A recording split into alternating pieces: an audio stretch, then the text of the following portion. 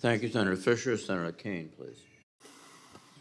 Thank you, Mr. Chair, and thank you to our nominees for your service. I look forward to supporting your nominations. General Guillot, I want to tread a little ground that both the chair and ranking member have with respect to fentanyl. I don't need to ask the same questions, but Senator Ernst and I offered an amendment that was included in the NDA version that's currently pending on the Senate floor to designate fentanyl as a national security threat and to encourage the DOD to be more forward-leaning, first within the U.S. whole of government effort, which has tended to rely pretty heavily on DEA, DOJ, DHS, but we're encouraging the DOD to be more forward-leaning in this fight, both within the U.S. government, but also in tandem with the Mexican military. And I would suspect that that responsibility is going to be pretty heavily on NORTHCOM's shoulders. And so with other committee members, we just see the ravages of this in all of our communities. I know you understand that, and we'll look forward, should you be confirmed, to following up and talking about what we might do from the Pentagon side to really energize and amplify the efforts to counter fentanyl coming into the United States. General Whiting, I want to ask you a question about Space Command and our allies. I am very forward-leaning on the AUKUS framework that was announced by President Biden. I'm the chairman of the Sea Power Subcommittee of Armed Services. I think that this partnership, which I hope will be decades-long, offers real opportunity to promote stability in the Indo-Pacific. As you know, Pillar 1 is a pillar dealing with Virginia-class submarines, but there's a broad Pillar 2 that talks about cooperation with Australia and the UK and a whole variety of technologies, whether it's space, cyber, AI, hypersonics.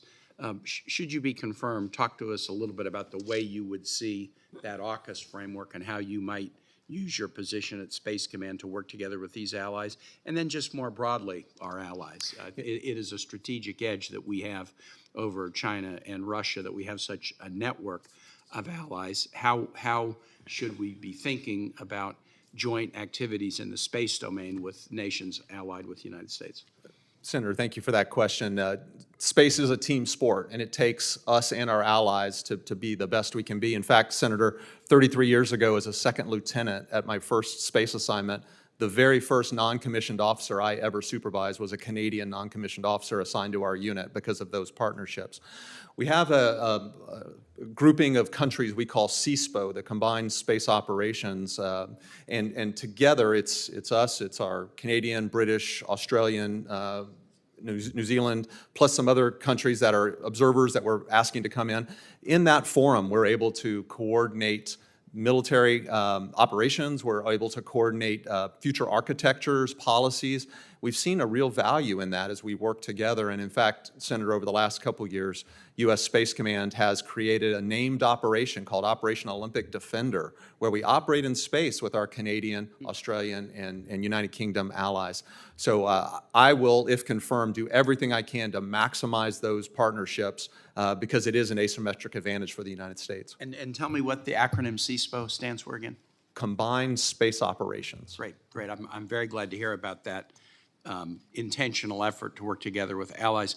To follow up on an earlier question that Senator Shaheen was asking, space is an interesting domain because of the massive proliferation of commercial satellites in space that can have a security connection to us. She referenced Starlink in Ukraine. Our adversaries may have their own assets in space, but they tend not to have the same amount of government-owned assets, but then private sector assets where they are in at least some collaboration with them.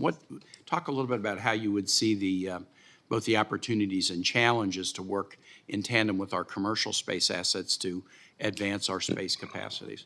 Yeah, Senator, I like to say we're in the second golden age of space. The first golden age was when Neil Armstrong walked out onto the lunar surface, but this second golden age is really being led by American commercial industry, and it gives us so many untold advantages. We have to maximize that. And over the last 8 years or so out at our Vandenberg Space Force Base in California, we have a grouping there called the Commercial Integration Cell, where we brought in the 10 companies that we contract with the most for capability through the Department of Defense. And in that cell, we share intelligence at the highest level. We get insights into what's happening in their constellations because we believe if we all have that insight, we operate better together. So that's just one example of the ways that, if confirmed, I would want to continue to drive our ability to leverage U.S. American industry because of the advantages it brings for us. Excellent. Well, I hope to entertain you at Wallops Island at some point following your confirmation. Thank you. I yield back. Thank you, Senator Kaine. Senator Ernst, please.